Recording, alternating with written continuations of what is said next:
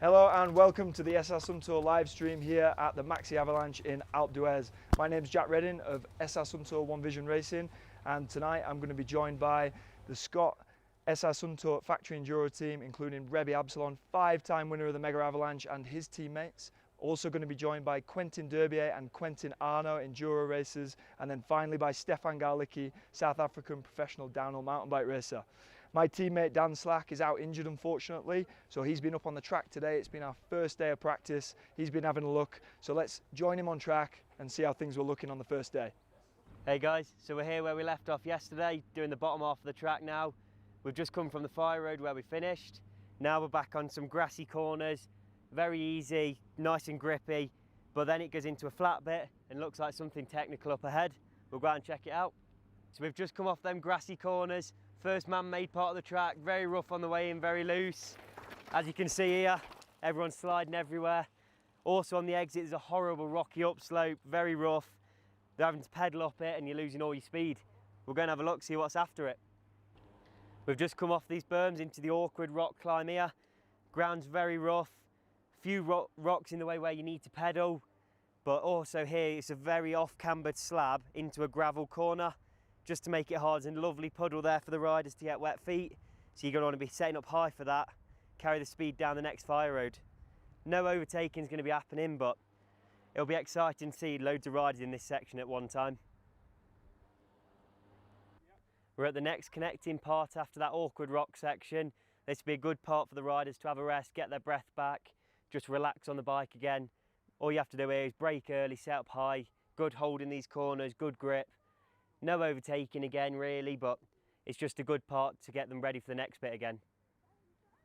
So after them berms, the riders have just had a nice break, cross a good flat section, but you're carrying a lot of speed through it. Now we're into some more berms, but these are a little different, a lot more technical. The hill's steeper, so you're gonna have to brake earlier, concentrate more on the turning point, very loose in the middle. This last one especially, because you've got to carry the speed up that next fire road, which is like very steep at the end. So you want to be carrying the speed all the way through and into the next section. The next section has some awkward rock rolls, but we'll see how we get on. The riders have just come off that fire road climb into a nice gravelly downhill again. There's two different line choices, a good bit to overtake. So we've just seen some of the SR Sun Tour boys ride down low. Nice little hop over the inside, very fast. Few boys have been up high and dropped down low, which also works. But there's a high line and then stay high again. Nah, it's good, but it's too slow on the exit for the next bit. Could work for an overtake, but not the right line. So we're looking back up at this line choice part here. Here you can see the super high line with this like off-cambered rock slab. Very rough as well with big holes in. It's good on the way in, but here you've got to drop into a nice gravelly corner. You're just going to wash out and have no speed for the next bit. So the low line is the correct line here. Nice and smooth in. You've already done the corner before you get to this part. Good exit speed. What more can you want? So we've been greeted with some more steep corners here. This one very rocky as well. Almost 5 different lines for this one. Super high rock slab, squares the corner off, so you're going to lose exit speed.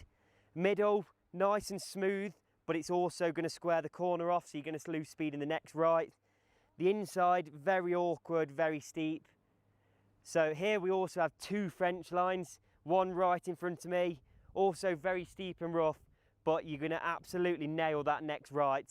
Another one just to the left, same outcome, but a harder entrance. So it's the thing, do you want to lose speed coming in or gain speed coming out? I'd say speed out for that next bit. So we've just come off them steep technical corners into a nice straight section of track, very rough. Rock roll at the start into a compression where you want to be hopping out over onto this smooth slab. You'll have very good exit speed down the next straight, but where you want to be turning and braking, it's very loose and it's very rough. Like the bikes are bouncing everywhere, not settled at all. Going to be a few crashes there, hopefully none too bad. So we've moved a bit further down the track again. We've found a few more loose corners. This one is especially like standing out. You've got an awkward roller into a corner.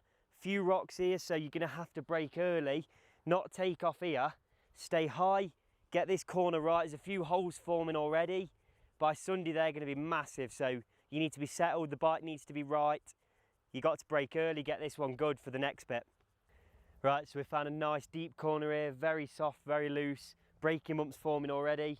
So you want to brake early, get this good, but also the next one, you've got a horrible drop into a sharp left.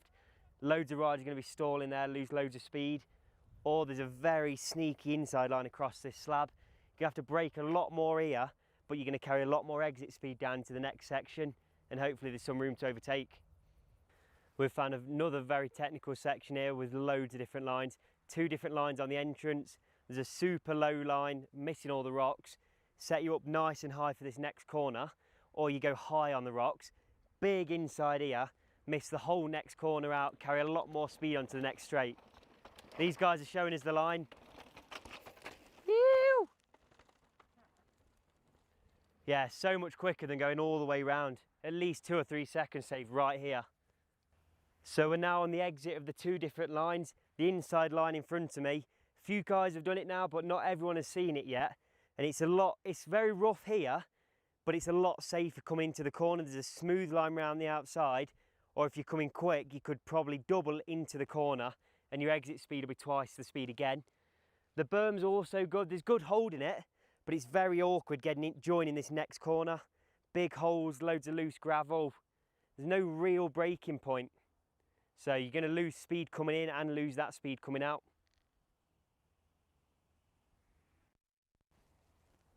We've moved a few corners down the track, found another exciting inside line.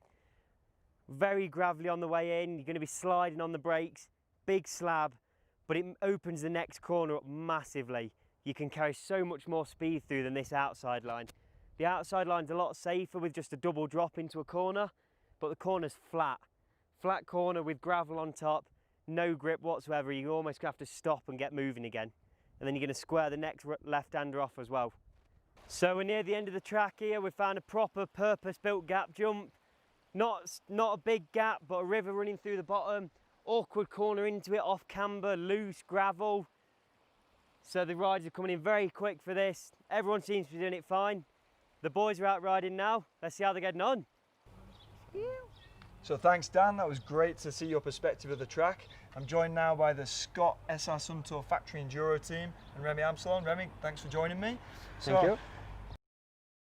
If you can introduce your teammates to everyone watching. So this is Elliot Trabak and Hugo Pigeon. This is the young guns of the team, and they are now very focused on the race. So we all count of them for the race tomorrow. Yeah, and I guess it works quite well, you guys riding together in practice, helping each other on the lines. Yeah, it's good to be not alone for practicing, because you are not always not sure about the good line, and it's good to test together and to have the opinion and see the other. Exactly, and all 3 of you guys race Enduro World Series together as well, is that correct? Yeah, more now the Elliot and Hugo. Yeah. And I manage a bit more the team now, but yeah, they are looking for the first race of the World Series, so they are pretty excited, I guess, here today. Awesome. So you've won the Mega Avalanche 5 times. Can you give people a rough idea of what you think it takes to go up there and win that race? It's very good. It's a very long run, and the mass start is something very impressive. The start, and when you are in front of all the riders, it's lots of pressure and lots of fun, and it's a long run, and you are very happy to cross the line first, and after all the things which can happen on this kind of run. Do you prefer to get a really good start and just be out front, or do you prefer to sit behind someone for a while and then maybe make a move later in the race? If I could, I prefer the first option, but it's not always easy, and the start wasn't my favorite thing, so I had a lot of time to go back to the front and to fight till the end. Yeah, awesome. And how does a Maxi Avalanche race differ from the Mega Avalanche? Mega Avalanche is the longest run you can do. It's 45 minutes here in Alpe, the same in Réunion Island Mega Avalanche. And the Maxi Avalanche is something shorter. It's around, depending on the track, it's something around 15 or 20 minutes. Yeah, okay. And yeah, so here for this year we're gonna ride a Maxi Avalanche with 2 runs. Yeah. And yeah, I think 15 minutes run. Yeah.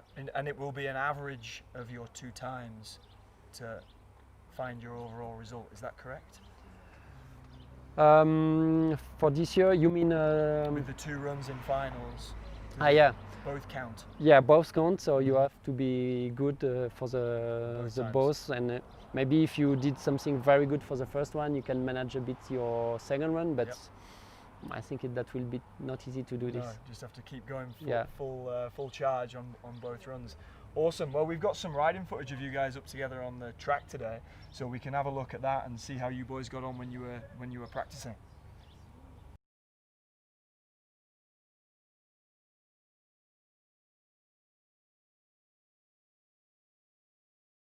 So is this something you guys do when you're practicing most of these races? Do you kind of hit these open sections together to really get a feel for what passing each other would be like? Yeah, this is the start, so it's always good to have a test. You can do it alone, but it's good to see which line is better and yet just to test the good gear and everything. So absolutely. Yeah. How are these snow sections holding up?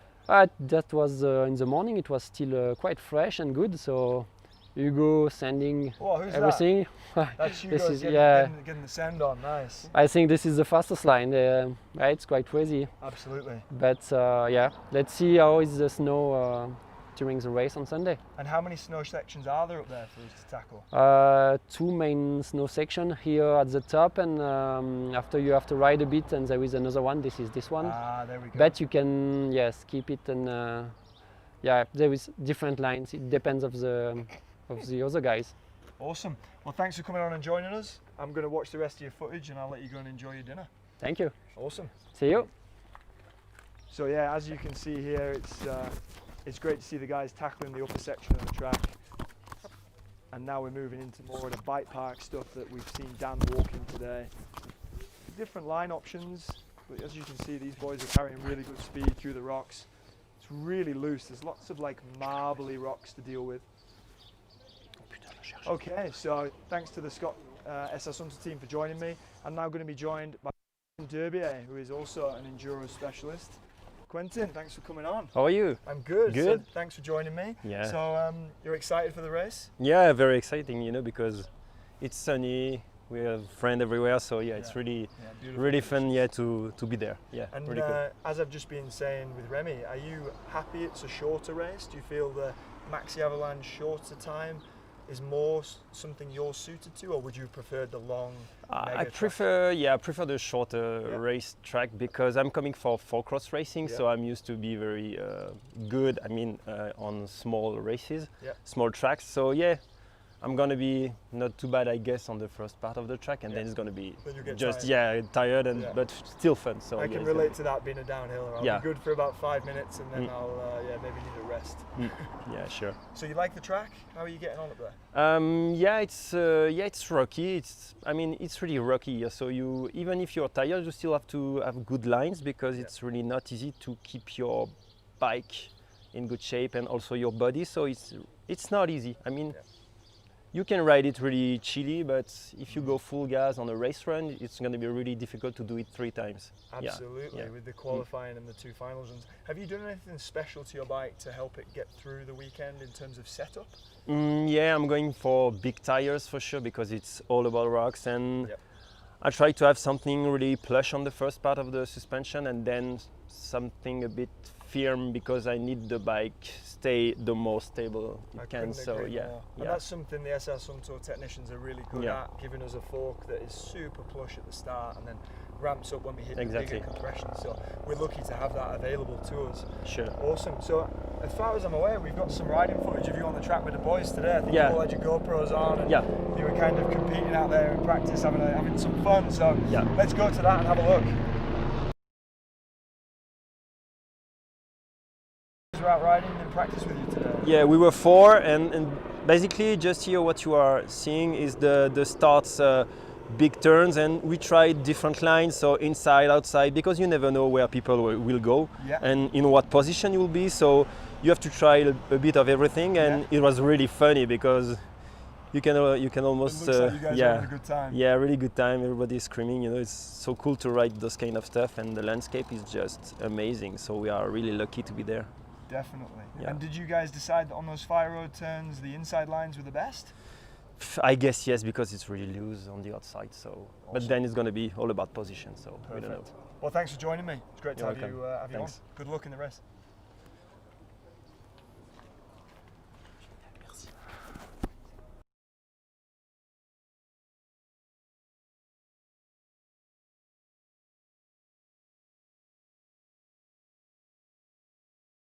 Part of the track, and there's so many rocks, and bike setup and looking after your bike is very important.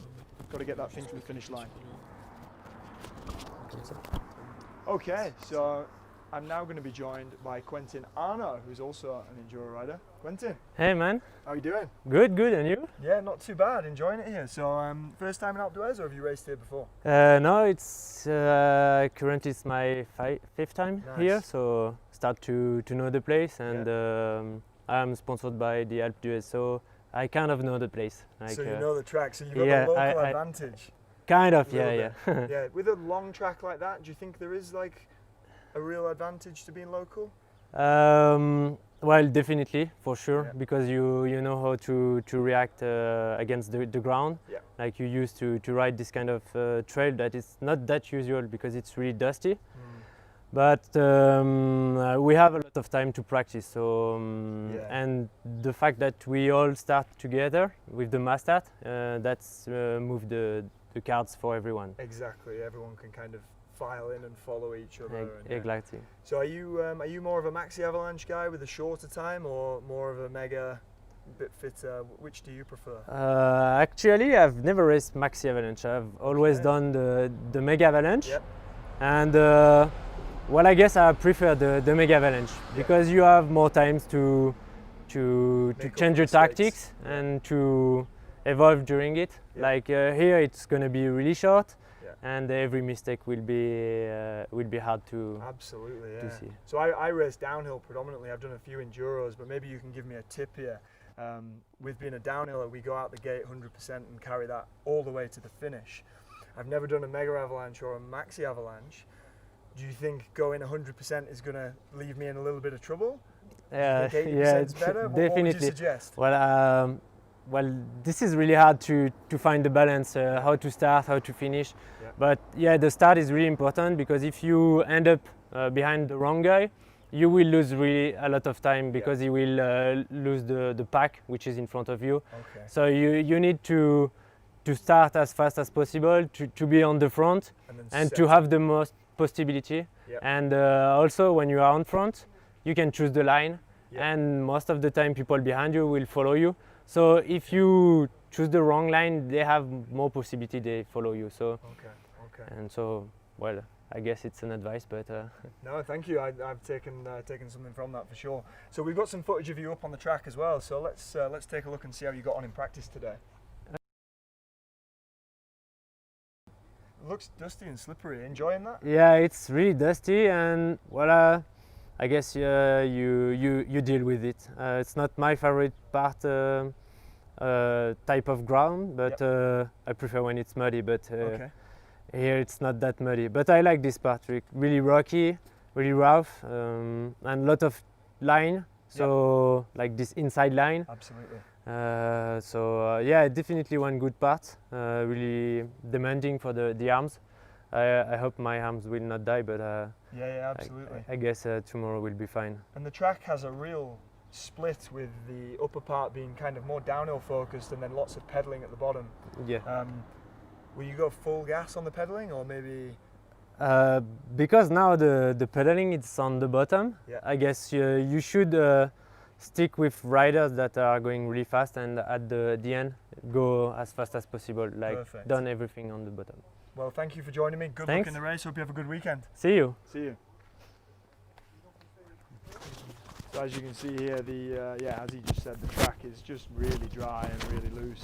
These berm corners towards the bottom are kind of separated by a pedal. So you do all the rocky, steep stuff, and then have to deal with the sprinting at the end. Okay, so that's the Enduro guys on the show, and we're now going to be joined by Stefan Garlicki, all the way from South Africa, who's a professional downhill World Cup racer. Stefan, come and join me. So how are you doing? Yeah, right, thanks to you. Good. Yeah, not too bad. What's brought you to Alpe d'Huez? Riding, really, testing, and I'm actually here mainly to do as much testing as I can. I've only just recently got into SA Suntour, so just yeah, trying to get in bike time, and now I've got access to the technicians here, and really helping me to get a good setup. Yeah, so you're new to the brand and you're using this as a little bit of a testing camp to get yourself exactly. used to the suspension. Exactly. And you've decided not to race. Talk us through I mean, you didn't even know there was a race, I think, but you've decided not to race. Talk us through the thinking behind that. Yeah, so actually I only found out about the race yesterday, or the day I arrived, and yeah, that's not very fair, is it? They could have given you a heads up. Yeah, to be fair, I would love to just get more time on the downhill bike, which is why I decided not to race this weekend. Absolutely, yeah. So I could just put in more laps and use the time here while I've got the guys on hand to make changes that I want to, because obviously when I'm back home it's a bit more difficult. So yeah. I would love to race as well, but you know, I think at the moment my priority is the downhill bike, and I've also I had a couple of big injuries over the last couple of years, so been off for quite a while and haven't had a lot of time on the bike. So yeah, I'm going to try and get as many laps in as I can. Sounds good, yeah. And we've got some riding footage of you up on the track today doing that testing. So while we talk about how you're getting on with the suspension setup, let's have a look at that riding footage and see how you were doing. So it's the Cool. Rux fork you're using. What kind of things have you been working on with the fork? Yeah, we've changed the rebound a bit. I like to run my suspension quite fast, I think. Well, for me it feels normal, but maybe for some other guys it's a little bit faster. And I really like it to be really supple off the top. And yeah, the guys have really helped me a lot to, I mean, just in one day we've made a lot of progress. So I'm looking forward to what we can do over the next day or two. But it's been tricky here because the ground is so loose and rocky. As you can see here, it's just rocks everywhere. Yeah. And fair play to everyone riding enduro bikes down there, because to be honest, I'm pretty comfy on the downhill bike down most of it. I finished my practice on the enduro bike today, and I took my Commencal Supreme for a spin, and it was like riding a magic carpet. And yeah, just so much fun. I think when I rode down the first bit, I thought I would be happy to race a downhill bike until I saw that big pedal at the bottom, and I was like, okay, maybe this is why you want an enduro bike. But you are enjoying a coffee. Well, thanks for joining me. I hope your testing goes well, and I'll obviously see you at the downhill races in a few weeks. Sounds good. Nice one, bro. Thanks. Cheers, guys. Okay, so that was great having everybody come and join. We've seen the track with Dan, and we've had a chat with the enduro guys who are going to be racing, and it's going to be a great weekend. So we're going to be keeping these live streams going, and we'll have one more tomorrow after qualifying. So please tune in again. That will be on at 7 p.m. France time, 6 p.m. UK time if you're watching there. And yeah, we'll see how everybody gets on in the qualifying and show you some more stuff. Peace.